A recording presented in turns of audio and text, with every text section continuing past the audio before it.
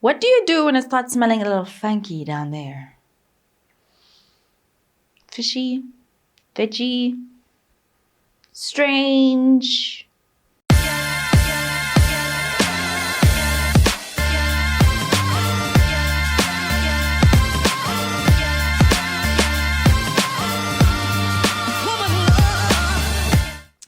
Every single girl has got a situation down there. Let's call it what it is, a vagina. It takes a lot of work, it's fussy, it reacts, it needs you to be gentle, it needs you to take care of it, you need to check up on it, you need to make sure that you follow a list of rules to keep her happy. So today, I'm gonna share with you 10 feminine hygiene tips every girl needs to know. Number 1, let it breathe. Let it have some air. Stop strapping it up the whole time. You're always in either underwear or tight jeans, tight dresses. You're in your supna or your Spanx, whatever it is that you're wearing, and it isn't breathing. Now this has to do with the underwear that you're wearing. This has to do with what you're doing with the girl down there. Let her breathe. Try going to sleep with no underwear on. Some of you may think this is weird, but it is so freeing and so liberating. And if you're going to bed with your man, let him know that, oh, I'm going to sleep with no underwear on. Your night will end up good. Number 2, keep it dry down there. Try by all means to keep it dry down there. After you shower, after you bath, let it get dry before you put something on. Whatever underwear that you're wearing, make sure that it's breathable so that it keeps nice and dry. When you go into the gym, make sure that you take off the wet clothes that you have. Don't chill in wet clothing. So if you're going for a swim, going to the gym, afterwards remove all of that wetness so your little girl can get dry. Because as it gets moist too much and it gets too wet, what happens is that you start to have a few other germs that you don't want to keep, and that may lead to some infections that you do not want. So try to keep your little girl dry. If you're not swimming, if you're not at the gym, straight afterwards, keep it dry so you can keep it healthy and you can keep the funny stench away. So this is another important one, and we all go through our monthlies. Every single month, something happens, we start to bleed, and you may wear a pad or a tampon. Big tip for your health and for your little girl, please change it every 4 to 6 hours. Now I know the day may run away from you or your flow may not be that heavy, but that's no excuse to wear the same pad all day. This is a breeding ground for more germs and infections, so change it as often as possible so you stay away from those dangerous infections that you can get, along with a tampon as well. Pop it out, put on a new one, irrespective of your flow. You do not want to harbor any germs that may lead to unwanted nasties down there. And number 4, I know it gets tempting, right? When things are dirty, you want to wash it off with soap. Soap is a good thing to get rid of dirt, right? Wrong. When it comes to your little girl, the best thing to wash it with is water. Your vagina is built to clean itself, right? So you do not need to add anything extra to clean it. You may want to use a wipe every now and again when you go into the toilet, especially when you're on your monthlies, but try and avoid putting soap on your little girl. It is going to throw it off balance, and when it's off balance, the discharge changes. It may act out. You know how fussy she is? Just keep her happy. Don't put soap on it. It's, just be comfortable with knowing that every girl has a different scent. Down there, it's not gonna smell like roses, it's not gonna smell like flowers, but it's also not gonna smell like fish or rotten veggies. So there's a little balance that you need to have. You are going to have a natural scent, and using soap isn't gonna make that scent go away. If anything, it's gonna make it worse. So stay away from the soap. And this leads me to point number 5. Don't spray no fragrances down there. We all have a natural scent. Get used to it. But you do want to make sure that if it starts to smell a little funky, when it moves from natural to funky, see someone about it. Don't use any fragrances, don't use scented soaps, don't use scented pads, don't use scented anything. If you see that you get irritated quite often, take a list of all the things that you use and make sure that none of those are scented, because that scent may be the thing that's leading to your funny colored discharge. All right, we all love the jeans. I do too. I'm in pretty tight jeans.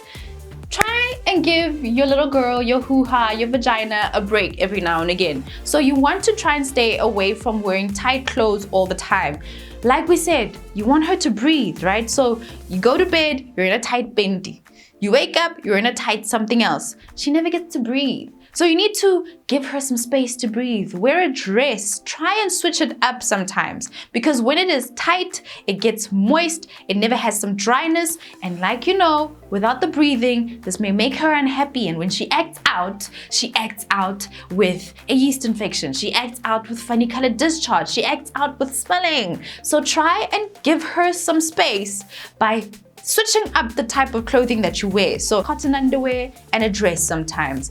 Use different types of undies, use different types of clothing. Loosen up the clothing that you're wearing just so that you can give your little girl a break. So number 7. Let me tell you a little story first. So I used to be one of those girls who almost always had a discharge that I was uncomfortable about. My little girl is super sensitive and almost anything could make her react and be unhappy.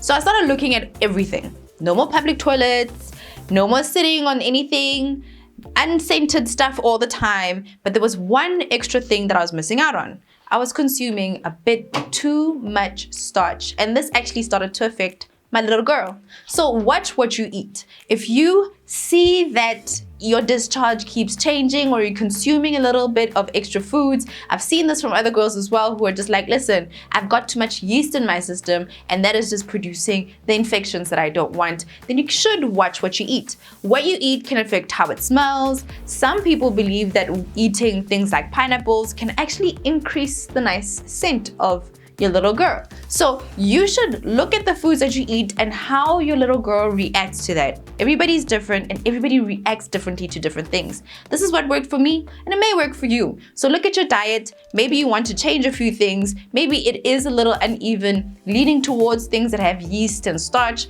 may lead to you having a little too much in your system. So you may want to look at your food, have a little vagina diary, see what you eat, see how she reacts, and maybe then you can start to alter the way that she reacts on different days and help her to be a little bit more comfortable. Okay, so now number 8, which direction do you wipe? So you're sitting there, you've done your business, and now you grab your toilet paper. Do you wipe that way or do you wipe that way? I don't know, it just seems unnatural to wipe that way. No. So you need to wipe in the right direction if you want to keep your little girl healthy. So you want to wipe from the front to the back, okay? You do not want to bring all the stuff at the back to the front. Wipe in the right direction, and that way you can kind of keep all the khohaikis away from the section that you want. Some girls, all right, this is what my mama told me, you can actually wipe downwards. So whatever area you're in, just clamp and downwards. So like that, instead of going front or back, don't do back. You can just clamp downwards. And then that also helps you to not spread anything back or front. All right, so number 9. Now remember, these are the things that I would do, hence the name of the show, how I do things. Right, so number 9 is definitely do not ignore your vagina. You guys should have the best relationship ever. You should know your vagina so well, you should know it better than your mama. You should know it better than your man. You should know it better than your best friend, better than you know yourself. You should have a mirror. Oops. Mirror, right? So you should have a mirror and you should just put it underneath and just be like, hey girl, how you doing? Oh, you look so good today. Your color's good. I see there's no unwanted visitors. How are you been keeping? How you feeling? A bit dry, itchy? Are you good? All right, cool. Is there anything you want me to check up on? Are you sure? Are you sure you don't want me to get anything? Alright, girl, I see you later, okay? Keep well. All right, cool. Bye. Love you. Love you. That's how you and your vagina should be. This mirror is your best friend. You take this mirror, you look down there, make sure you've seen it. There's so many people who haven't seen their vaginas. Girl, there's a man who knows your vagina more than you do. Take a mirror, put it down there and look. There's absolutely nothing wrong with it. It is your body part. You should know it really well. So if there's a color coming out, there's an odor coming out, you will be the first one to know because you've seen it before anybody else has seen it, so you know your girl. If she's feeling good, if she's not feeling good, the relationship should be so strong that nobody can break that relationship. Speaking of which, if your little girl tells you that there's something funky going on, that there's a bit of a tingle or an itch or just an itch that's got to be scratched, talk to your vagina. And that's my number 10. Have a best relationship with your vagina and your gynecologist. Do you see your gynae? Girl, that person has got a master's. Beyond that, he's got an advanced degree in vaginery. Vagina masters. They are geniuses, you know? So you should have that really tight relationship. The three of you guys, you, vagina, and gynae, should be like this. Same WhatsApp group. Never can be split by anything. See, if that is the type of relationship you have, then you and your girl will always be good. And ask your gynae anything that has to do with the vagina. Vagenius. That's who they are. Gynaes, another word for them is vagenius. Vag-genius. That's who they are. And that's the type of relationship you should have with them. Ask them everything and anything. It's like, what's this little piece here? What does this do? Ask them about things in bed. I mean, those people know the vagina so well. They studied it from a book. And they've seen so many. They've got so much. They've got more experience than you do with vaginas. So ask them about it. These are just the 10 things that I would do if I do have a vagina. Not if, I do have a vagina. So these are the 10 things I do with my little girl. We've got a good relationship. We keep it clean. I let her breathe, go to bed, let her air it out, all of those things. And those are the 10 things that I do to take care of my little girl. So if you want to keep this conversation going and you want a few tips on how to do things, then go to kopanoShimange.com where you can sign up and get access to that exclusive